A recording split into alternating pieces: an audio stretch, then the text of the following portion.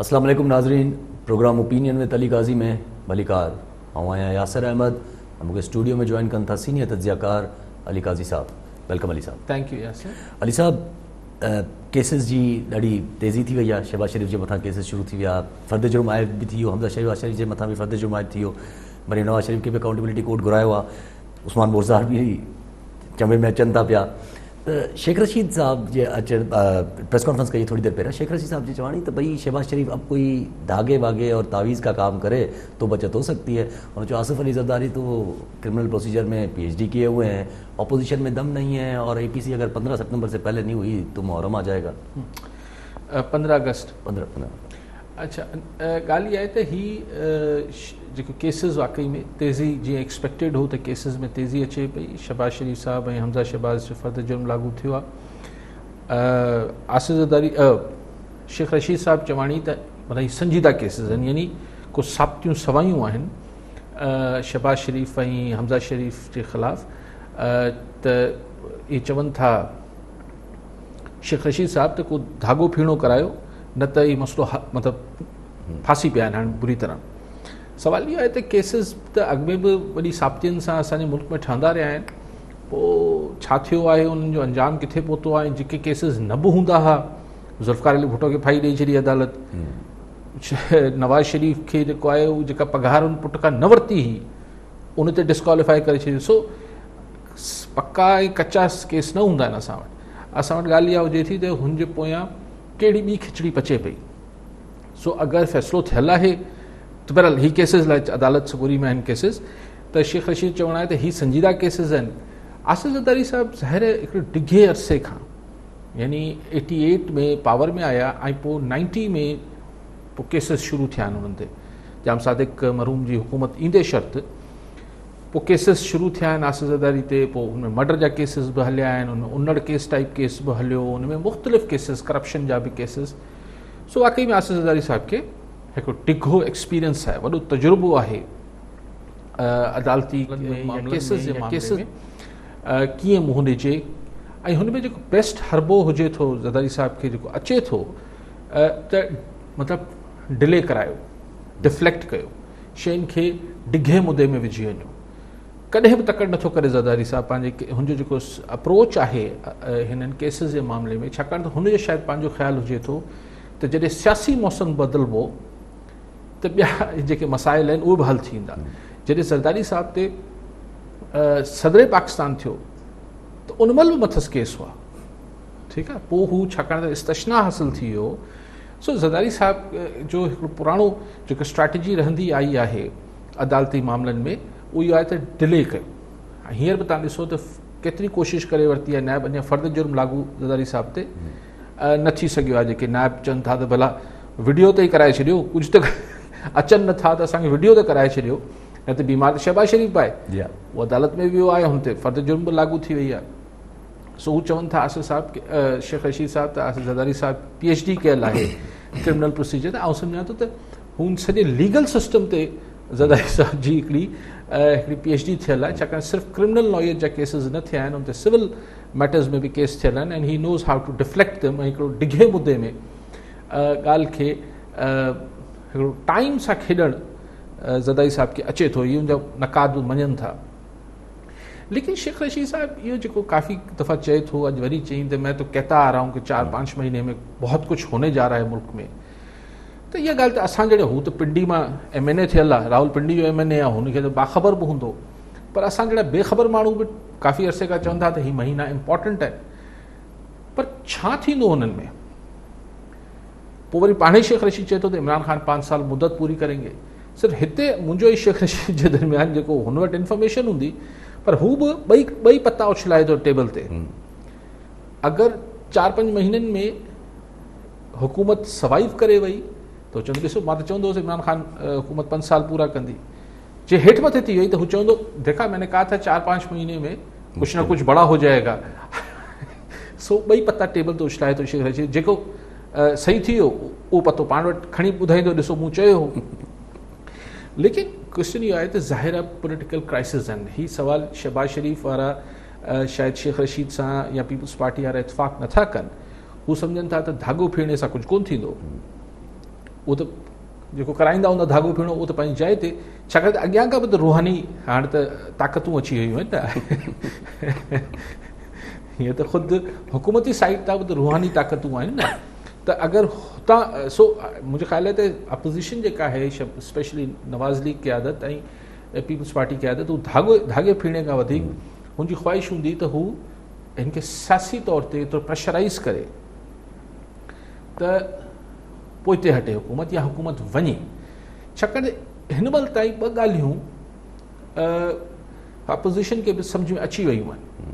हिकु इहा त इमरान ख़ान ही जेको सो कॉल्ड अकाउंटेबिलिटी जो मामिलो आहे उन तां हथ न खणंदो, पंहिंजे वसार जेसि ताईं इमरान ख़ान आयो पंहिंजे वसार हथ न खणंदो। ऐं जेका असांजी इस्टेब्लिशमेंट आहे उहो बि इमरान ख़ान जे सॼे हिन हिकु पेज ते आहिनि। इहे ॿ ॻाल्हियूं अपोज़िशन खे सम्झ में आयल हूंदियूं। हाणे ॿिन्ही मां कहिड़ी ॻाल्हि हू तवका कनि त मटिजी वेंदी, अपोज़िशन कहिड़ी ॻाल्हि जी तवका करे त कहिड़ी ॿिन्ही मां कहिड़ी ॻाल्हि मटिजी वेंदी, छा इमरान ख़ान जो सोच मटिजी वेंदी? इन जो हाणे आसिरो न थियनि, इन जो आसिरो हाणे अपोज़िशन खे नाहे त इमरान ख़ान जी सोच मटिजी वेंदी। सो दे आर काउंटिंग जंहिंखे चइबे त हू हिन ॻाल्हि ते हाणे इनसार कनि पिया त अचो एतिरो प्रेशर विझूं, एतिरो प्रेशर डेवलप कयूं जो इस्टेब्लिशमेंट पंहिंजी राय मटाए वठे ऐं असांखे अकोमोडेट करे। भले अगरि इमरान ख़ान खे पसे पर्दा को ॻाल्हियूं थियनि, सूरत खे उते खणी वञिजे जिथे इस्टेब्लिशमेंट पसे पर्दा हिन अपोज़िशन सां ॻाल्हियूं करे, यानी एतिरो प्रेशर डेवलप कयूं। कंहिं ज़माने में असांजी इस्टेब्लिशमेंट ते इंटरनेशनल लॉबीज़ जे मथां खां बि प्रेशराइज़ करायो वेंदो, लॉबिंग थींदी अमेरिका में हिते हुते, पर हाणे ज़मानो रहियो कोन्हे। हाणे जेतिरो बीजिंग जो असां वॉशिंगटन जो असरु आहे ओतिरो बीजिंग जो बि असरु आहे। त हाणे उहो न आहे, हाणे करिणो जेको बि कंदो पंहिंजी मुड़सी करणी पवंदी, पंहिंजे बल ते ॿियनि जे आसिरे ते कोन रही सघंदी अपोज़िशन। सो अपोज़िशन मुंहिंजे ख़्याल इन ॻाल्हि ते इनसार करे पई त असीं एतिरो प्रेशर विझूं जो असां सां किथे पसे पर्दा केरु वेही ॻाल्हाए ऐं ॻाल्हियुनि में भले असांखां इहो मंझराए वठनि त इमरान ख़ान 5 साल पूरा करे, पर हीउ जेको असां ते कातकुआड़ा तेज़ थियल आहिनि इहे ख़तमु थियनि ऐं हिन ॻाल्हि जी गारंटी ॾिनी वञे त 3 सालनि खां पोइ बि अगरि इलेक्शन थियणी आहे त उहो फ्री एंड फेयर थींदी, सिलेक्टेड न थींदी, सिलेक्शन न थींदी, इलेक्शन थींदी। पर हाणे एतिरो प्रेशर छा हू ठाहिण में कामयाबु थी वञे थी अपोज़िशन? शेख रशीद चवाणी त पोइ मोहरम शरीफ़ अची वेंदो, पर शेख साहिबु मोहरम शरीफ़ जा 13 ॾींहं माण्हू कंदा आहिनि एक्टिविटीज़, थदियूं थी वेंदियूं। ठीकु आहे, APC मुंहिंजो बि ख़्यालु आहे त पहिरीं थियणु खपे, मोहरम शरीफ़ खां पहिरीं थियणु खपे APC, पर न थींदी, 13 ॾींहंनि खां पोइ थी वेंदी। ठीकु आहे साहब, कॉलर असां सां गॾु अली असगर मेमर ठारू शामा। जी मेमर साहब, छा चवणु चाहींदा? अस्सलाम वालेकुम साईं। वालेकुम सलाम साईं, अॼु इमरान ख़ान जी सदारत में CCI जो इजलास थियो आहे, हुन में कुझु ॻाल्हियूं जे लाइ हिनमें जेके फ़ैसिला कया आहिनि त शादी हाल बि खोलियूं था ऐं साईं हिनखे मदरसनि खे बि प्लस जेके वॾियूं वॾियूं दरगाहूं आहिनि, ट्रांसपोर्ट खोलियो वञे थो। मां त चवां त असांजे लाइ महिरबानी कयो त सरकारी स्कूल बि त खोलियो न। ठीकु आहे, ठीकु आहे मेमर साहब, ठीकु। मेमर साहब, अवल ताईं CCI में फ़ैसिलो कोन थियो आहे। CCI जो इजलास अलॻि थियो इमरान ख़ान जी सदारत में। हीउ जेको हू छा आहे NCOC आहे, नेशनल कोऑर्डिनेशन कमेटी छा आहे, इहो उन में फ़ैसिला थिया आहिनि ऐं हुन में इहो चयो अथनि सही स्कूलनि जो फ़ैसिलो थी वियो न, 15 सेप्टेम्बर ते खोलीनि था। शायदि साईं चवनि था सुभाणे खोले छॾियो। मूं कई दफ़े गुज़ारिश कयां त ज़ाहिर स्कूल खुलणु खपनि ऐं हाणे केसि ताईं इहो हलंदो त 15 सेप्टेम्बर में बाक़ी सम्झो महीनो, हिन विच में शायदि हुकूमत इहो ॾिसणु चाहे थी त हीअ जेके रेस्टोरेंट्स खुलनि पिया, ट्रांसपोर्ट खुले पई, मोहरम शरीफ़ ख़ासि तौर ते गुज़रे ऐं पोइ ॾिसूं त किथे ख़ुदा न ख़ास्ता हीअ बीमारी वरी इलाही मथे त न हली वञे थी। छाकाणि त स्कूल खोलण जो मतिलबु सिर्फ़ु ॿार न निकिरंदा ॿाहिरि साईं। अवल त ॿारनि खे SOP कोन सम्झ में ईंदी, कीअं था SOPs ते हू चलो चवनि था रिसेस ख़तमु करे छॾींदा ऐं हीअ करे छॾींदा, लेकिन ॿार हुजनि था। ऐं पोइ छा आहे त लखे माण्हू रोज़ सुबुह जो ॿार छॾण लाइ ॿाहिरि निकिरनि था, स्कूलनि ताईं वञनि था। पोइ लखे माइट वरी हुननि खे या ट्रांसपोर्टर्स वठणु वञनि था मोकल वारी टाइम ते। सो उहो थोरो सवायो कमु आहे। थी सघे थो कुझु माण्हुनि खे मुंहिंजी ॻाल्हि बिल्कुलु न वणंदी हुजे, त न, लेकिन चवां थो जॾहिं ॿियूं शयूं असां हेतिरो अरसो बंदि कयल आहिनि, भला 1 महीनो ॾिसी वठूं, छाकाणि ॿारनि लाइ हर को माण्हू हसास थिए थो। सो पाण सभु माइट आहियूं, पाण खे इहो अहसासु पंहिंजे लाइ पाण थोरो रिस्क बि ठीकु आहे, लेकिन ॿारनि लाइ माण्हू थोरो परेशान थिए थो। सो छा हर्ज आहे महीने खां पोइ, लेकिन बहरहाल अॼु बाक़ी सभु खोलण जो ऐलान थी वियो। ऐं शादी हॉल मुंहिंजे ख़्याल 15 सितंबर खां जिन नौजवाननि जी शादी इन करे रुकियल हुई शादी हॉल जे करे, उहो बि 16-17 सितंबर ते बुकिंग कराए वठनि शादी हॉल जूं, छाकाणि त इहे रश थी वेंदी शादियुनि जी, न पर मुहर्रम शरीफ़ हूंदो, अलाए हा कीअं हूंदो बहरहाल। सो लेकिन ॿियूं शयूं खोले छॾियूं, खोलिजे सही। हाणे भला ही रेस्टोरेंट में हाणे सभु जाइनि ते माण्हू उहे कठा वेठा आहिनि, बाक़ी सॼी बीमारी रेस्टोरेंट मां कोन लॻी। रेस्टोरेंट वॾी इंडस्ट्री थींदी आहे सही, रेस्टोरेंट सिर्फ़ु हू न हूंदा आहिनि, वेटर हूंदा आहिनि, ही हूंदा आहिनि, माल भाॼियूं गोश्त ही सभु ख़रीदो फ़रोख़्त थिए थी, हिकिड़ी वॾी इंडस्ट्री आहे। लाइक वाइज़ ट्रांसपोर्ट हिकिड़ी तमामु वॾी इंडस्ट्री आहे।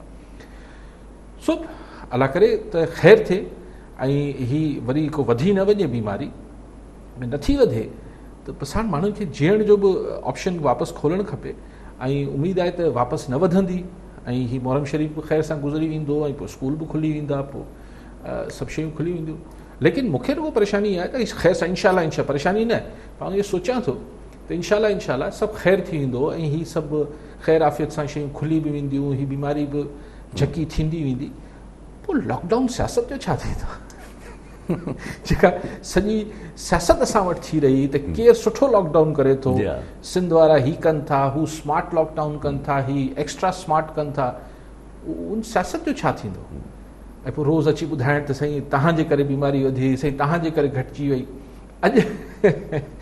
अॼु असद उमर जेको आहे जॾहिं ऐलान कयो पिए, त पोइ चई त सॼो क्रेडिट आवाम खे वञे थो। मूं चयो यार सियासत बि कहिड़ो माण्हू खे जेको ॻाल्हाइण लाइ मजबूर करे थी। अलाह जो शुक्र आहे असांजी आवाम किथे बि उनखे प्रोटोकॉल्स खे न कयो, अक्सरियत सभिनी जी ॻाल्हि नथो कयो। जिथे तव्हां वञो, जिथे आवाम खे बुल लॻो, कल जलसन में कल कश्मीर जे जलसन हर अलाह जो शुक्र आहे। लेकिन हाणे सियासतदान आहे, हुनखे सारा क्रेडिट आवाम खां जाता आहिनि, पंहिंजो पाड़े वेठा आहियूं, मतिलबु कहिड़ियूं पाण SOPs फॉलो करे वरितियूं आहिनि, कहिड़ो छा कयो आहे, बसि कुदरत बाज कई आहे, उन ते ई वरी बाॾायूं था त अलाह करे अॻिते बि कुदरत बाज करे। बाक़ी थर्ड वर्ल्ड कंट्रीज़ में पाकिस्तान, इंडिया, श्रीलंका, इहे जेके बांग्लादेश, हिते SOP केरु थोरी फॉलो कंदो। ठीकु आहे अली साहब। हिकिड़ो सवालु अचे थो ज़हन में, अकाउंटेबिलिटी आहे हिननि जे हिसाब सां ई, त शेख रशीद साहिबु चए थो त तावीज़ धागा करायो या मतिलबु कुझु अहिड़े नमूने जेका शइ करायो, त बाक़ी हिकिड़ो ज़वाबु मिले थो जीअं हाणे उस्मान बुज़दार साहिब लाइ त मशहूरु इहो आहे त तावीज़ धागे नालो कमु आहे। बुज़दार साहिब जे मथां केस कीअं शुरू थी वियो? न ॾिसो केस हाणे उहो बि चयो अथनि त को गुतो चइबो आहे, शराब जो गुतो, कंहिं रेस्टोरेंट खे हुन जेको आहे लाइसेंस में जेका आहे उहा हेल्प कई आहे शराब। सो ग़ैर क़ानूनी ॾिनो हूंदो त पोइ सॾायूं था। पोइ बुज़दार साहिब जे मथां चपला हाणे हथ न, इहे ॾिसो इहे किथे किथे शयूं जेके आहिनि उहे ऑटो ते बि हली रही हूंदियूं आहिनि, ऐं कुझु शयूं ज़ाइके लाइ बि थींदियूं आहिनि। उहो कहिड़ो जेको चवंदा PTI जो हलीम ख़ान कहिड़ो जेको हुन ते बि त केस थियो, उहो किथे वियो? जहांगीर तरीन जो केस किथे वियो? लेकिन ज़ाइके लाइ थोरो सरकार बि हुजे, छा हर्ज आहे? एॾो को हिन ते तव्हां फ़िक्रमंद न थियो। हुन ते जेको आहे आशीर्वाद आहे उहो फ़िलहाल रहणो आहे, ऐं आउं नथो सम्झां त हिन केसिस सां को बुज़दार साहिबु परेशान हूंदो। ठीकु आहे अली साहब। कॉलर असां गॾु सुहेल यूसफानी हैदराबाद मां। जी सुहेल साहब, छा चवणु चाहींदा, छा सवाल आहे?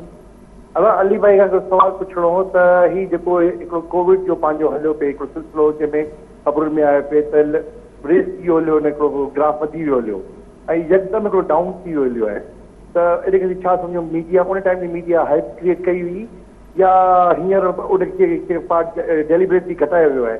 छो त जीअं पहिरीं ख़बरूं ईंदियूं हुयूं त भई एतिरो केस वधी विया आहिनि, त यकदमि उनखे डिक्रीज़ थियण या हिकिड़ी शक जहिड़ी ॻाल्हि न आहे।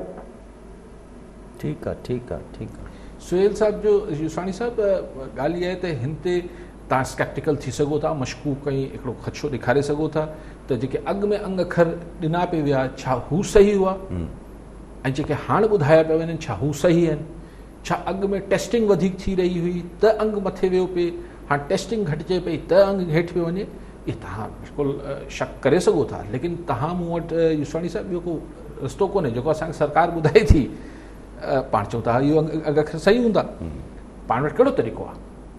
मतिलबु अॻु में त ईअं बि थियो त कई केसिस माण्हू दावूं कनि था, ख़ुदा ख़बर केतिरा ई केस अहिड़ा साम्हूं आया त उन्हनि चयो त असांजे माइट खे त कोरोना हो ई कोन, उनखे जेको आहे उहो कोरोना जी SOP में दफ़नाए छॾियूं, हाणे को पोस्टमार्टम त थियो कोन। सो हाणे ख़ुदा ख़बर हू अंग अखर सही हुआ, हुन महिल टेस्टिंग वधीक हुई, पर ॻाल्हि इहा आहे त सरकार एतिरे वॾे पैमाने ते कूड़ छो ॻाल्हाईंदी, इहो बि थोरो सम्झ नथो अचे। ज़रूरु कुझु त झकी थी आहे, लेकिन मीडिया ते इल्ज़ाम हणनि पिया, मीडिया हाइप क्रिएट। अच्छा ॾिसो युसवाणी साहिबु, मीडिया हाइप मिसाल हाणे बरसाति थिए पई, छा चऊं त ऐं अलाह जो शुक्र आहे अॼु पहिरें ॾींहं ताईं त को एॾी तबाही न आंदी आहे, पर 2 ॾींहंनि खां मीडिया लॻी पई आहे त बाबा छाकाणि त असांखे जेको मैट ऑफिस ॿुधाए पई त साईं 100 to 130 mm जेको आहे बरसाति थी सघे थी, ज़ाहिर परेशानी जी ॻाल्हि आहे। हींअर ताज़ो कराची ॿुॾी वियो, सॼो हैदराबाद ॿुॾी वियो, त असां चयो यार वरी थिए पई त so if you call this media hype, well तव्हांजी चॉइस आहे, तव्हां भले हुनखे जीअं मुनासिबु सम्झो, पर अगरि हुकूमत ॿुधाए पई त भई हीअं थी वियो आहे, कोविड वधे पई, पोइ हेतिरा माण्हू मरी वेंदा, ख़बरदार वेंटिलेटर्स ते हॉस्पिटल्स ते एतिरो लोड अची वेंदो, तबाही थी वेंदी, हुकूमत चयो पई न, त ज़ाहिर मीडिया जेको शइ हुई उनखे रिफ्लेक्ट करे पई।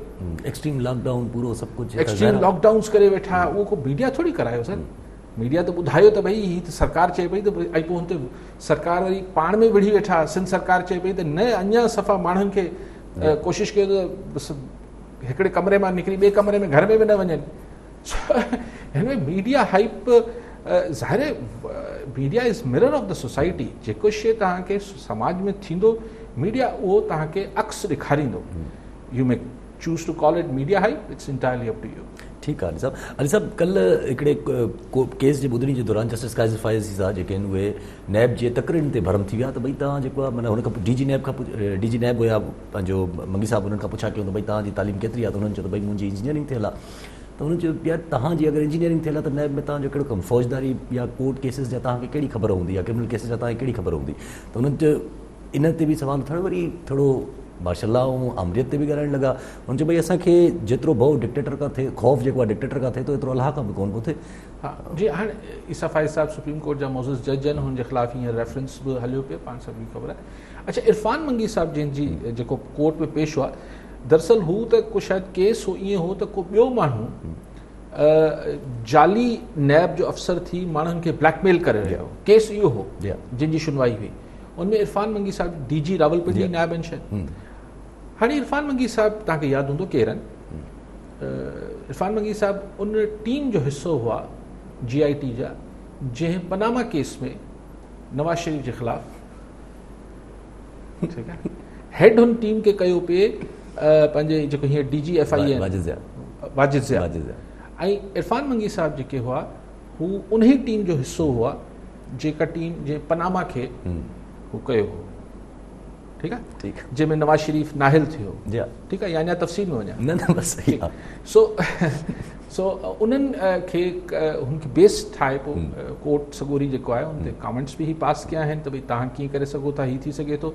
वेल अगरि कोई इंजीनियर जेको आहे, आई डोंट नो, सुभाणे लॉ जी डिग्री बि करे सघे थो, कोई इंजीनियर जेको आहे उहो FIA में या किथे भर्ती थी ऐं ट्रेनिंग बि वठी सघे थो, या पुलिस में वञी सघे थो, ख़ैर आई डोंट नो, उहो त कोर्ट सगोरी कीअं मुनासिबु सम्झे थी। लेकिन ॻाल्हि इहा आहे त शयूं बाक़ी मार्शल लॉज़ ऐं पोइ जेको चीफ जस्टिस ईसा फाइज़ साहिबु जेके कमेंट्स कया आहिनि तमामु सख़्तु कया आहिनि, ऐं हाणे त वधीक पाण न ॻाल्हायूं त बहितर। ठीकु आहे अली साहिबु, शुक्रिया। अली साहिबु, बारिश जे मामले सां हिकिड़ो ज़हन में ॻाल्हि अची वई त नासिर शाह साहिबु थिए जेका उहो थोरी देरि पहिरां जेके प्रेस कॉन्फ्रेंस कनि पिया, उन्हनि चयो त नाला जेके 38 नाला आहिनि, 35 नाला त असां साफ़ु कराए वेठा आहियूं, 3 नाला NDA में जेके साफ़ु कराए थी उहे बि असां पहिरां साफ़ु कराए छॾिया। यार नासिर शाह साहिबु इहो चवणु त 35 असीं साफ़ु करे चुका आहियूं, बल्कि ऐं 3 जेके NDA में दावा करे पई उहो बि असीं अॻु में साफ़ु कराए चुका हुआसीं। यानी नासिर शाह चवणी त 38 जा 38 नाला जेके कराची जा आहिनि उहो सिंध सरकार साफ़ु कराए चुकी, त पोइ ॿोॾ कीअं आई शहर में, या शायदि चवणु चाहींदा आहियूं त हुनखां पोइ कराए वरिती आहे। त पोइ ही इल्ज़ाम NDMA ते लॻाइनि पिया, नेशनल डिज़ास्टर मैनेजमेंट अथॉरिटी ते लॻाइनि पिया नासिर शाह साहब, त हू जेके थियल कम खे जीअं थींदो न असां वटि कागज़नि में कमु थींदो आहे, हिकिड़ो रोड ठहियलु हूंदो आहे, उहो फाइलनि में जेको आहे उहो ख़राबु थी वेंदो आहे, पोइ फाइलनि में हुनजो वरी ठेको थींदो आहे वरी, हा त पोइ इहा ॻाल्हि नासिर शाह साहब जेके लेफ्टिनेंट जनरल साहब आहिनि NDMA खे, नदीम अफ़ज़ल साहब लेफ्टिनेंट जनरल आहिनि जेके हेड कनि पिया NDMA खे, त नासिर शाह साहब उन्हनि खे ॿुधाए त तव्हांजो स्टाफ ही छा पियो करे, मीडिया में अची ॿुधाइनि पिया। हा ऐं हींअर बि ॾाढी मूसलाधार बारिश हले थी पई, हींअर बरसाति हलंदी हूंदी त पोइ ख़ुदा ख़ैर करे। ऐं असां कराची लाइ बि ज़ाहिर परेशान आहियूं, पर हैदराबाद तमामु घणो आहे। ही जेके असांजा ठठो बदीन, ही लाड़ पट्टी में जेके मिपु ख़ासि या ही जेके इलाइक़ा जेके इफेक्ट थी सघनि था, हाणे चवनि था काज़ी अहमद ताईं वञी बरसाति पहुती आहे, माना नवाब शाह वग़ैरह, त ही सभु असांजा जेके ॻोठ या शहर आहिनि इहे अंडत रिस्क थी वेंदा, ऐं असांजा उहे इरीगेशन जी जेके ही केनाल्स आहिनि इहे ब्रीच थी सघनि था, सिम नाला उथरी सघनि था। सो कराची खे त बिल्कुलु फोकस में रखणु खपे, बट ही जेको सॼो एरिया हिन बरसातनि मां मुतासिर थी सघे थो, जेको नवाब शाह खां वेंदे हिन साइड ते विचोले खां सिंध खां वरी लाड़ ताईं, मुंहिंजे ख़्याल सभिनी ते नज़र रखणु खपे। CM साहब चए थो त हुते चूंडियल नुमाइंदा जेके आहिनि उहे ड्यूटी ॾियनि ऐं उनजी ज़िम्मेवारी रखियूं आहिनि। हिते छा चऊं, चलो हम हंस दिए हम चुप रहे, मंज़ूर था पर्दा तेरा। ठीकु अली साहब हिकु अनोखी ईअं न्यूज़ ईअं ई ज़हन में अचनि थी पियूं, त जीअं हाणे थोरी देरि पहिरियां पंहिंजी सुबुह खां ई न्यूज़ हले थी पई, असां सुबुह खां ॿुधी पंहिंजी टाइम न्यूज़ ते ई, त पुलिस में जेके अपर केस जा जेके अपर कोर्स जेको थियणो हूंदो आहे, उनमें हिकु त हूंदो आहे 6 महीननि जो उहो कोर्स, उहो पाण में इहो अटकी पिया त भई 6 महीननि जो कोर्स हूंदो आहे, तव्हां 11 महीननि खां पोइ पेपर वठो था पिया, उहो बि आउट ऑफ कोर्स ॾिनो अथव, पढ़ायो असांखे कुझु न अथव। मां त चवां थो पुलिस जे डिपार्टमेंट वारा रुगो पंहिंजे पटे भाई जो ई ख़्यालु करे वठनि, उते चाहे ही सब इंस्पेक्टरनि जो शायदि को प्रमोशन लाइ को हूंदो आहे, पर जेको भर्ती कनि था उते छा थो थिए, शहदादपुर हुजे या ही असांजा ॿिया जेके बि आहिनि, उते पैसा वठी हुननि खां जेको आहे उन्हनि खे पास कयो वञे थो, जेको पैसा नथो ॾिए हुन सां जुठूं थियनि थियूं। त पुलिस खे चाहे हुनजी भर्ती हुजे, चाहे हुनजी प्रमोशन्स हुजनि, हर हंध ते हिकिड़ी जेको आहे नेगेटिव प्रैक्टिस सां जीअं हुनखे ट्रेनिंग गॾोगॾु ॾिनी वञे थी, त रिश्वत बि कीअं ॾींदो जेको पुलिस वारो, त हुनखे पोइ वठण बि ईंदी, ऐं हू जस्टिफाइड फील कंदो त बाबा मूंखे त मुंड खां जॾहिं खां मूं शुरू कई आहे नौकिरी, त मूं ॾेई करे शुरू कई आहे पैसा, नौकिरी मिले बि पैसनि ते, पोइ तव्हांजी ट्रेनिंग जे सॼे अमल में पैसा इन्वॉल्व हुजनि, त हुन पुलिस वारे जी सॼी जेका तरबियत आहे, जिस्मानी तौरु ज़हनी, ख़ासि तौर ते ज़हनी तरबियत जेका आहे उहा छा थींदी। सो आई ऑलवेज से कि ही जेको ही बि सब इंस्पेक्टरनि वारो थियो आहे, हाणे इहो कहिड़ो जवाज़ आहे, हा न जवाज़ ठीकु आहे, त अगरि पढ़ायो ई न अथव त उन मां उहो पेपर कीअं पिया वठो, हुन खां थियो हूंदो को फोड़ी करे न पहुचाया हूंदो पैसा। हाणे हिन ॻाल्हि जो न IG नोटिस वठंदो, न केरु ॿियो नोटिस वठंदो, भई ईअं न आहे त सिर्फ़ु हुननि डिसिप्लिन जी भनकड़ी करे छॾी आहे, डिसिप्लिन जी भनकड़ी त कई हूंदनि, लेकिन हुन पुलिस वारनि जो को जेन्युइन अगरि केस आहे त केरु ॿुधे। So I think total police reforms जी ज़रूरत आहे। हीअ रुगो बहस इहा थींदी रहंदी आहे त उहो जेके रिफॉर्म्स जे नाले ते त IG कंहिंजे चवण ते लॻंदो ऐं कंहिंजे मातहत हूंदो ऐं कंहिंजे मातहत न हूंदो। आई थिंक हिकु टोटल बेसिक तब्दीली सॼी रिफॉर्म्स जी ज़रूरत आहे पुलिस डिपार्टमेंट। अली साहब इहे कोर्सिस अगरि हिननि जे ॾिठो वञे त जीअं तव्हां पाण ॻाल्हि कई त भर्तियूं इहे अहिड़े नमूने थी थियनि, त पोइ ही कोर्सिस तां छा उमेदु रखिजे? इहा ई उमेदु रखो जेको थिए पियो, ऐं जेको पोइ हू कारगुज़ारी कनि था, पोइ सिर्फ़ु इहो थिए थो त हिकिड़े SHO खे सस्पेंड करे छॾिणो आहे ऐं पोइ हुनजे ख़िलाफ़ु इंक्वायरी करे छॾिणी आहे, छाकाणि त हू चाहे माण्हू मारे छॾे, चाहे हू अखियूं बंदि रखे क्राइम ते, पोइ अगरि हू SHO के वॾे जो यानी कंहिं भोतार जो सिफ़ारिशी न हूंदो त SP हुनखे सस्पेंड करे छॾींदो, पर अगरि भोतार जो माण्हू हूंदो त SP में ताक़त आहे SHO खां पुछाणो करे वठे। सो सॼी चेन ऑफ कमांड ऐं सॼो जेको पुलिस खे आउं हमेशह चवां थो पुलिस खे फोर्स वांगुरु यूज़ तसवर ख़तमु थियणु खपे, पुलिस जो हिकिड़ो सर्विस वांगुरु तसवर उभरणु खपे। उहो हिन पुलिस जो त नथो उभरी सघे। हिकिड़ो त एतिरी गर्मी में एतिरी थुल्ही कारी वर्दी पाराए तव्हां उन्हनि शरीफ़ माण्हुनि सां जुठूं कयो था, VIP ड्यूटीज़ में वो कलाकनि जा कलाक आहिनि, गर्मी में पुलिस वारा बीठा आहिनि, के ॿी फोर्स में त ईअं नथो थिए, अवल ताईं फोर्स न आहे, वरी चवां थो यानी कि सर्विस ओरिएंटेड ठाहियो। IG पुलिस जी भी छंड पट, IG पुलिस इस्लामाबाद जी भी छंड पटी आहे अॼु चीफ जस्टिस गुज़ार अहमद सां। हाँ, मतीउल्ला जान केस में। मतीउल्ला जान जे केस में, हाणे मतीउल्ला जान जे केस में छा वीचारो IG चवंदो, ज़ाहिर आहे, लेकिन अदालत पुछाणो कंदी, पर IG छा चए, केरु खणी वियोसि? ठीकु आहे, कारी वर्दी में त हुआ जेके उनखे खणी विया, लेकिन हुननि त सभु पंहिंजनि खां पुछी वरितो हूंदो त के पुलिस वारा चवंदा असां त विया ई कोन हुआसीं। हाणे छा ॿुधाए केरु हुआ? हू चवनि था किथे घुर्बल बि न हो, केरु खणी वियो हो ऐं छो छॾे ॾिनोसि? असां अलाह पियो ख़ैरु करे। ठीकु आहे अली साहब, ठीकु। अली साहब, हीउ इजलास असांजो पंहिंजो गॾियल पार्लियामेंट जेको इजलास थियणो, पार्लियामेंट जो मुश्तरका इजलास, उन में बिल्स पेश थियणा हुया, जंहिंमां ख़बर पई आहे त सिर्फ़ु हाणे हिकिड़े बिल ते पेश थिए थो पियो, म्यूचुअल लीगल असिस्टेंट वारो। उन ते पीपल्स पार्टी कमिट करे चुकी आहे त भई असां अगरि अमेंडमेंट असांजी न ॿुधी वयूं त असां हिन बिल पास करणु न कंदासीं, इहो बिल पास करे सही ॾिसो, पीपल्स पार्टी अॻु में बि हुन ते FATF जे बिल्स ते ऐं हू कुलभूषण यादव जे बिल ते बि अची वेंदासीं, न पास करणु ॾींदासीं, अज़ीम तर क़ौमी मुफ़ाद में पास करे छॾियो। सो हीअ बि मूंखे नथो लॻे पीपल्स पार्टी, ॾिसूं अॼु हींअर हाणे त शुरू थियण वारो त थोरो कंदा, ॿ टे कॉमा फुल स्टॉप हेठि मथे कंदा, पोइ पीपल्स पार्टी राज़ी थी वेंदी, कीअं न थींदी? उहो त ज़रूरत आहे न, उहो FATF जो ई हिकिड़ी कंटिन्यूटी आहे न, उहो त FATF लाइ ई हिकिड़ो कानून आहे, उहो मञणो पवंदो। ठीकु आहे साहब, मिच्योर अपोज़िशन जो किरदारु अदा करिणो पवंदो, मिच्योर अपोज़िशन। ठीकु आहे साहब। हिकिड़ी ॻाल्हि ज़हन में अचे थी, जीअं शेख रशीद जंहिंसां ॻाल्हि कयूं पिया, त शेख रशीद जो चवण जी, हाणे तव्हां बि चयो त ख़ैर शेख रशीद जीअं चवे थो पियो त माना अपोज़िशन जेका आहे उहा हाणे तव्हांखे लॻंदो त अची इन पॉइंट ते बीहंदी त नैब ख़तमु कयो त असां इमरान ख़ान खे मञण लाइ तयारु। थोरी देरि पहिरियों शाहिद खाकान अब्बासी इहा डिमांड करे छॾी त नैब खे ख़तमु कयो वञे। न, शाहिद खाकान अब्बासी छॾियो, उहो त जस्टिस मक़बूल बाकर साहब जी, जस्टिस सुप्रीम कोर्ट जज फाज़िल जज साहब जी जजमेंट खां पोइ पीपल्स पार्टी बिलावल भुट्टो ज़रदारी बि डिमांड करे चुको आहे, सभु कोई डिमांड करे थो, नैब ख़तमु करे छॾियो। हू शेख रशीद इहा ॻाल्हि मज़ाहिया अंदाज़ में, मतिलबु हिकिड़ो तंज़ इहो पियो करे त ॿी का डिमांड ई हिननि जी न रहंदी, हीअ चवंदा त नैब ख़तमु कयो, इमरान ख़ान हम तुम्हारे साथ हैं। आउं बि सम्झां थो त ॿिए तरीक़े सां, ईअं न जेको मूं शुरू में तव्हांखे थल सॼी ॻाल्हि खे कोशिशि कई बयानु करण जी, त हिकिड़ी ज़ाहिर हिन अगरि हुकूमत खे असांजी इस्टेब्लिशमेंट जी मुकमल सपोर्ट आहे त हीअ छा को इनकलाब आणे छॾींदी अपोज़िशन? छा अहिड़ो छा करे छॾींदी? माण्हू आणींदी न रोडनि ते, केतिरा माण्हू आणींदी? अच्छा, पोइ माण्हू आणण खां पोइ केतिरे हद ताईं वेंदी? छाकाणि त इहो डपु बि त अपोज़िशन खे आहे त मुर्गो सॼो सिविलियन सिस्टम ई फारिग न थी वञे। सो हिकिड़े हद खां अॻिते हू बि न वेंदी। अच्छा, हुन हद खां अॻिते न वेंदी त पोइ चाहींदी त असां सां केरु ॻाल्हि ॿोल करे। ॻाल्हि ॿोल करे त कहिड़ी ॻाल्हि ॿोल करे?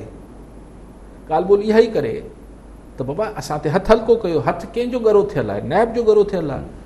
सो नैब ख़तमु कयो न कयो, हल्को हथु कयो, ऐं असांखे 3 सालनि खां पोइ जी का अश्योरेंस ॾियो त भई सिलेक्शन न थींदी, इलेक्शन थींदी, को अहिड़ो को असांखे ठाहे ॾियो किसो, ऐं हिन 3 सालनि में असीं हल्की फुल्की मूसीक़ी जारी रखंदासीं, असीं अपोज़िशन जो किरदारु न ख़तमु कंदासीं, इहो चाहे थी न। सो इन खे शेख रशीद जेको आहे तमामु क्रूड मैनर में, हिकिड़ी तमामु इहे ज़ाहिर सरकारी माण्हू आहे, इन ई ॻाल्हि खे उहो चए थो बसि नैब ख़तमु करो, इमरान ख़ान हम तुम्हारे साथ है। ऐं इहा डील इमरान ख़ान सां थियणी कोन्हे, छाकाणि त इमरान ख़ान जी हुकूमत न असेंबली में, नंबर गेम में नवाज़ लीग ऐं जेको पीपल्स पार्टी आहे, अगरि पोयां खां हथु हटी वञनि PTI सरकार जे, इस्टेब्लिशमेंट उनखे सपोर्ट करणु अगरि बंदि करे छॾे त नवाज़ लीग ऐं ज़रदारी साहब ऐं शहबाज शरीफ़ साहब देरि न कनि नो कॉन्फिडेंस मूव कामयाबु करण में, ऐं PTI सरकार कोन बीह सघे। लेकिन सो हाणे ॻाल्हि इहा आहे त सो इमरान सरकार त इशू न आहे न, इशू त जेको पस पर्दा आहे उहो हुननि सां अपोज़िशन चाहींदी त हू हुननि खे को रिलीफ वठी ॾे। नवाज़ शरीफ़ जा प्लेटलेट्स खे कीअं घटि थी विया आहे, पोइ कीअं लंडन हले वियो, पोइ इमरान ख़ान कयो हूंदो, अञा ताईं कोर्ट ते घुराए इमरान ख़ान अञा परेशान आहे। हुनखे बि कंहिं पंहिंजे डॉक्टर ने ॿुधायो त हां जी प्लेटलेट्स बहुत कम हो गया, हद करे छॾी हुन ज़माने, चयो त 3000 थी विया आहिनि प्लेटलेट्स। हाणे जेको बि डॉक्टर ॿुधे थो हूं ये शस्त्र रहिजी वञे थो त यार 3000 प्लेटलेट्स ते ज़िंदा ब्लीड करे वेंदो न माण्हू, हर हंधा मतिलबु रत जारी थी वेंदो। बसि हाणे कुदरत जो मौजू आहे। फवाद चौधरी साहब तो चयो बि हो त इहे रिपोर्ट्स जेका आहिनि उहे इन्वेस्टिगेट करायो ऐं डिमांड बि कई PM साहब प्राइम फवाद मिनिस्टर चौधरी खे चवणु ॾियो। अॼु सभु ऑपोज़िशन जीअं मिसाल जी ॻाल्हि आहे, जीअं तव्हां चओ पिया त प्रेशर ॾींदी, एतिरो प्रेशर ॾींदी त माना जेसि ताईं को सही हल्का जेके आहिनि उन्हनि खे रिस्पॉन्ड कनि, त छा ऑपोज़िशन एतिरो प्रेशर ताईं वञी थी वेंदी? छो जो जेका सूरत न हाल वेंदी न, अगरि इहा ॻाल्हि तव्हां ॾिसो न वेंदी त आस्ते आस्ते न्यूज़ जेको आहे, जेको रसो आहे उहो सोढ़ो थिए पियो। फर्द जुर्म लागू थी वियो, मरियम नवाज़ जेका माठ करे वेठी आहे उनखे बि नायब अदालत छॾे वरितो आहे। ज़रदारी साहब केस, शाहिद खाकान अब्बासी साहब ते फर्द जुर्म लागू थी वियो आहे। नवाज़ पीपल्स पार्टी ज़रदारी साहब केस ताईं फर्द जुर्म खे अवॉइड करे वठंदा। सो ही वधंदो वेंदो। ऐं ॾिसो न, ॻाल्हि इहा आहे त कुझु झेड़नि में टाइम जेको हूंदो आहे उहो जेका तकलीफ़ में धोर हूंदी आहे उन लाइ मुश्किल हूंदो आहे न। मिसाल ईअं सोचूं त जीअं हले थो किसो, इहो 3 साल अञा हले, हाणे 3 सालनि खां पोइ जो मंज़र त तव्हां सोचो त पीपल्स पार्टी नवाज़ लीग लीडरशिप सां थियो छा हूंदो उन महिल ताईं। सो इहो मंज़र पाण सोचे सघूं था, हू धणी न सोचींदा हूंदा छा? सो धणी अगरि सोचींदा हूंदा चवंदा भई हीअ त 2 साल अलाए कीअं गुज़ारिया आहिनि। ऐं सिंध वारनि खे पीपल्स पार्टी खे त वरी बि हुननि जी हुकूमत आहे, कुझु न कुझु मतिलबु ॿिया मामला ठीकु आहिनि, सुख सां आहे मामिलो। नवाज़ लीग वटि त उहो बि न आहे। सो हिकिड़े मतिलबु नवाज़ लीग आउं सम्झां थो त शहबाज शरीफ़ जी पहिरें ॾींहं खां ऑफर इहा हूंदी त असीं 5 साल इमरान ख़ान खे ॾियण लाइ तयारु आहियूं, छाकाणि त हू त चाहिनि था त ही 5 साल रहे। लेकिन ॻाल्हि इहा आहे त 2 शयूं त हिन बाक़ी 3 सालनि में थींदो छा अपोज़िशन सां, ऐं 3 सालनि खां पोइ सिलेक्शन थींदी या इलेक्शन थींदी। अली साहब, तव्हां कुझु ॾींहं पहिरियां तव्हां ॻाल्हि कई त छा थी सघे थो कुझु अहिड़ी सोच अचे त कोई अहिड़ो सेटअप ठाहिण लाइ त भई वंस एंड फॉर थोरो सफ़ाई करे वठूं, त पोइ ही दौर उहो नथो सम्झी सघे न? उहो ॾिसो न, अगरि अपोज़िशन अहिड़ो को माहौल जोड़े छॾियो, एॾो को मोमेंटम ठाहे छॾियो, एॾो को माहौल मचाए छॾियो जेके चइबो न, एॾो को मची वियो सफ़ा ईअं, ऐं जेॾीमहिल लॻो त हथनि मां शयूं वञनि पियूं, त मुंहिंजो ख़्यालु आहे त जेके बि धुरियूं हींअर इमरान ख़ान साहब खे सपोर्ट करे रहियूं आहिनि, हुननि वटि को प्लान B ऐं को प्लान C हूंदो न। त मे बी प्लान थी सघे थो प्लान B इहो हुजे त चलो हाणे छा कयूं, मजबूरी आहे, पाण सिविलियन्स सियासतदान पाण में एॾो गंद कयो वेठा आहिनि, अचो थोरो सफ़ाई करे पोइ पॉसिबिलिटी त आहे न। ॾिसो न, प्लान B हमेशह हूंदो आहे, प्लान C बि हूंदो आहे। हाणे plan B, plan A, plan B, plan C केतिरा सुठा हुजनि था, ख़राबु हुजनि था, केतिरो मतिलबु हुनजी केतिरी इफेक्टिवनेस छा हुजे थी, उहा हिकिड़ी धार बहस आहे, पर हुजनि त हमेशह था न। अच्छा, पोइ हिनखे न्यू फॉर्मेट नथा चई सघूं? न्यू फॉर्मेट कीअं? न्यू फॉर्मेट एज़ इन के पोइ पसे पर्दा त सपोर्ट आहे, सभिनि खे नज़र अचे थो पियो पसे पर्दा सपोर्ट आहे, थी सघे थो ही दौर ई सफ़ाई वारो दौर हुजे पर पसे पर्दा रही। ठीकु आहे न, त हाणे इहा त बिल्कुलु तव्हां सही था चओ, त नज़र त ईअं ई अचे पियो त भई सिविलियन्स जे हथां ई सिविलियन्स जो सफ़ायो थी वञे त को हर्ज न आहे। ऐं हीउ जेको हिकिड़ो नैरेटिव इमरान ख़ान बिल्टअप कयो या इमरान ख़ान सां गॾु ख़ुदि मीडिया बिल्टअप कयो या हिकिड़ी जनरल, ऐं ईअं न आहे त नैरेटिव बेसलेस हो त करप्शन आहे, करप्शन आहे, करप्शन आहे, बैड गवर्नेंस आहे, करप्शन आहे, इहो बयानियो जेको आहे उहो बेबुनियाद त न आहे न। उहो ठहियो, हाणे चओ त ठीकु आहे, हाणे ठीकु आहे सफ़ाई करणु आहे, इमरान ख़ान इन नारे ते अची वियो। हाणे सफ़ायो त ठीकु आहे, तव्हां मां त हिन में कुझु नथा करे सघूं, पर अपोज़िशन जे नुक़्ता निगाह सां सोचो न, अगरि हू 3 साल पंहिंजो सफ़ाई थियणु ॾींदी, मतिलबु पंहिंजी सफ़ाई सां मुराद आहे त पोइ ज़ाहिर केसि ताईं तव्हां फर्द जुर्म अवॉइड करे सघो था, केसि ताईं तव्हां कोर्टनि में केतिरो किसो हलाए वेंदो, ऐं 3 साल तव्हां रुॻो इहो ई कमु कंदा रहंदो। 2.5 साल जेका रहिजी वियो आहे, 2.25 साल थी विया आहिनि, 2.5 साल बाक़ी, 2.5 साल हुजनि था, हर ॾींहं में ॾींहं राति हुजनि था। सो चाहे ख़्वाहिश त इहा हूंदी न यार, काफ़ी वधीक टाइम आहे, बर्दाश्त करणु थोरो ॾुखियो आहे, न त आउं सम्झा थो ज़रदारी साहब ऐं शहबाज शरीफ़ ॿई हिन राय जा हूंदा त भले हलणु ॾियो इमरान ख़ान खे 5 साल, ठीकु, लेकिन असांखे बि त हलणु ॾियो। ठीकु आहे, ठीकु आहे अली साहब। अच्छा, PSP जे चेयरमैन पर मुस्तफ़ा कमाल साहब थोरी देरि पहिरियां मीडिया ते वेठा हुआ, हुननि जो चवणु त भई कराची शहर में मसला जो है वो सबसे बड़ा मसला यही है कि कराची शहर को तकसीम किया गया है और ये लड़ाई वाली जो बुनियाद डाली गई है कि कराची शहर पूरा एक दूसरे के साथ लड़ रहा है। उन्हें जो चवण त भई NDMA खे घुराए नाला साफ़ करणु वॾो डिज़ास्टर इहो आहे बजाए कि नालनि में पाणी भरियो। मतलब फेलियर आहे न। जेका ॿी ॻाल्हि आहे त NDMA खे छॾण जो मतिलबु इहो थियो त तव्हांजा जेके समूरा प्रोविंशियल सूबाई खाता आहिनि उहे फेल थी विया। हिकिड़ा नाला तव्हांखे साफ़ नथा थियनि त ॿियो कहिड़ो कमु कंदा तव्हां? इहो मुस्तफ़ा कमाल साहिबु चवणु चाहे पियो। ऐं तंहिंजे करे शायदि नासिर शाह चए पियो त 8 मां 5 त असां साफ़ कया आहिनि, हीअ 2 बि जेके हीअ चवनि था हिननि कया आहिनि इहे बि दरअसल असां कया आहिनि। अच्छा, पोइ मुंहिंजे ख़्याल NDMA वारनि खे ॿुधाए वठे हरू भरू ख़र्च छो पिया कनि, पैसा केरु भरींदो, टाइम बि ज़ाया कनि पिया, पैसा केरु भरींदो? नासिर शाह साहिबु त हिकिड़ी तरह सां इल्ज़ाम हणे पियो त हिकिड़ी थियल शइ खे NDMA वापसि ठीकु पई करे त माना हीअ त हिकिड़ो इल्ज़ाम आहे, हीअ को नंढड़ी ॻाल्हि त न आहे। ऐं जेका हू ॻाल्हि करे पियो त बिल्कुलु ठीकु आहे, कराची में माण्हुनि खे विढ़ायो वियो आहे, पर सॼे सिंध में विढ़ायो वियो आहे, सॼे मुल्क में विढ़ायो वियो आहे। हीअ ज़ियाउलत जे ज़माने खां सॼी बिदत शुरू थी त फ़िरक़नि जे नाले ते माण्हुनि खे विढ़ायो, तव्हां ॿोली जे नाले ते माण्हुनि खे विढ़ायो, त पोइ बरादरी जे नाले ते तव्हां माण्हुनि खे विढ़ायो, ज़ातनि बरादरियुनि जे नाले ते।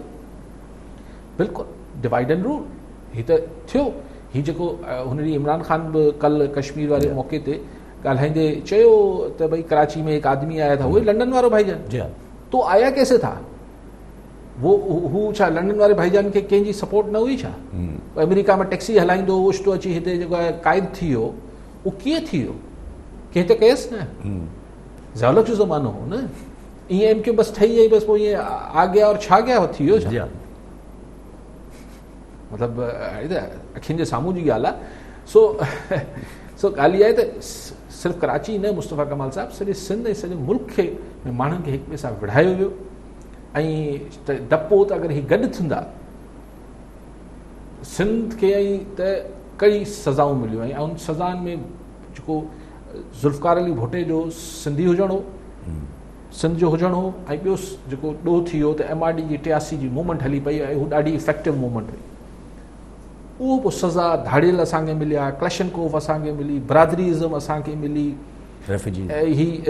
ही जेको असांखे MQM जो जेको लंडन वारी MQM वारो जो तोहफ़ो हो उहो हुन चकर में मिलियो, हितां सनतूं पटिजी वियूं। हीउ सभु कुझु जेको थियो उहो 83 जी मूवमेंट जी पोइ जेको तरह सां पनिशमेंट हुई। ठीकु आहे अली साहिबु ॿ टे ॾींहं पहिरां जी न्यूज़ आहे त ॿ ॾींहं पहिरां जी त 71,000 नौकरियूं जेके आहिनि असांजी पंहिंजी वफ़ाक़ी गवर्नमेंट जेके आहिनि ख़तमु करे छॾियूं आहिनि। पोइ इनखे रिफॉर्म जे ज़िम्मे में विझूं? ज़ाहिर यार पैसा ई कोन्हनि सरकार वटि। सरकार ॼण सूबनि जे पैसनि में अखियूं विझे वेठी आहे, किथां 71,000 नौकरियूं हीअं ॾींदी। ऐं ठीकु आहे, साल खां ख़ाली बि पयूं इहे नौकरियूं चवंदा पिया, न भरे न ॾींदा हूंदा न साईं, किथां पैसा आणींदा? हींअर IMF जो एतिरो प्रेशर आहे। ऐं यार हाउस को मतिलबु तव्हां ओवर स्टाफिंग कयो वेठा आहियो। ॾिसो अखियूं थधियूं, सभिनी खे नौकरियूं मिलनि, पर हींअर जेको COVID-19 जे करे लखे माण्हू बेरोज़गार थिया आहिनि। लखे माण्हू सरकारी मुलाज़िम हुआ। तव्हां सिर्फ़ु प्राइवेट सेक्टर खे हलणु ॾियो। हींअर कोविड खुले थो, ही महिरबानी कनि सूबाई हुकूमतूं ऐं फेडरल हुकूमतूं त हिन ते ॿिया जेके ही पुलिस जा ही जेके मुख़्तलिफ़ टैक्स वसूली कंदड़नि जा जेको उन्हनि ते बछे न छॾी, माण्हुनि खे साह पटनि ॾियनि, कारोबार हलणु ॾियनि। मूंखे तव्हांजी शिकल नथी वणे जो मतिलबु इहो न आहे त आउं तव्हांजे कारोबार खे डिस्टर्ब कयां। इहो तव्हां सिर्फ़ु आउं तव्हां सां दुश्मनी न पियो कयां, इहे माण्हुनि सां दुश्मनी थिए पई। सो ही हिकिड़ी होपफुली की का सुठी सोच डेवलप थिए। सरकारी नौकरियुनि सां बेरोज़गारी ख़तमु थी सघे थी या नथी थी सघे? ठीकु आहे अली साहिबु हिकिड़ो नंढिड़ो टाइम असां वटि आहे, 2 मिंट 2.5 मिंट आहिनि। हिकिड़ो नंढिड़ो कॉमेंट वठी वठो। कल्ह जेको आहे योम इस्तिक़लाल असां वटि मल्हायो वियो कश्मीर जे बारे में, होॾां मोदी जी जेके आहिनि उहे जेका मंदरु आहे, जेका बाबरी मस्जिद जी जेका साइट हुई उते राम मंदिर जो फाउंडेशन ले करे छॾियो। ॼाणी वाणी करे पियो न, छाकाणि त हुनखे हिंदुअता खां सवाइ मोदी वटि कुझु विकिणण लाइ आहे कोन इंडिया में। हुन साल पहिरीं सॼे इंडिया में प्रोपेगेंडा थियो त बाबा मूं कश्मीर जो मसइलो हल करे छॾियो, आंगूठो हल कई। अॼु साल खां पोइ बि हुते लॉकडाउन आहे, साल पहिरीं बि लॉकडाउन हो कश्मीर में, साल खां पोइ बि लॉकडाउन थियो, त हाणे छा करे? जॾहिं साल 5 अगस्त ते अची पूरो थियो त हुन वरी हिंदुअनि खे चयो त ॾिसो पर चलो हू त न करे सघो, हुन ॻाल्हि खे छॾियो, हुन ॻाल्हि खे छॾियो। हाणे इहो ॾिसो त मां कहिड़ो जेको आहे न हू आहियां त आऊं राम मंदर जो इफ़्तिताह कयां पियो, हू भई सुप्रीम कोर्ट जो ऐं सुप्रीम कोर्ट जो चीफ जस्टिस फ़ैसिलो कयो इंडिया वारे, उहो हाणे हुन सां गॾु वेठो आहे। जी जी त हू त मतिलबु जेको जज जेको आहे पाण वञी उन पार्टी जो मेंबर थी वञे, उनजी सोच छा हूंदी।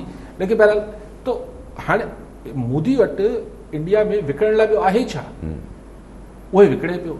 सो बेसिकली इंडिया खे तबाह करे पियो, इंडिया जे सॼे इमेज खे टार्निश करे छॾियो अथसि। सिक्योरिटी काउंसिल में बि UN जी गॾियल कॉमन UNO जी सिक्योरिटी काउंसिल में हले पई इन ते डिस्कशन। सो मुख़्तसरन इहो त ही इंडिया न टैगोर जो आहे, न हू सेक्युलर इंडिया आहे, ही मोदी जो इंडिया आहे। ऐं ज़ाहिर मोदी जे इंडिया में सिर्फ़ु मुसलमान परेशान न आहिनि, मुंहिंजे ख़्याल है हर उहो इंडियन जेको थोड़ो लिबरल रोशन ख़्याल या सेक्युलर हूंदो, उहो हिन मोदी मां अड़िजी वियो। ठीकु आहे अली साहब, वॾी महिरबानी अली साहब।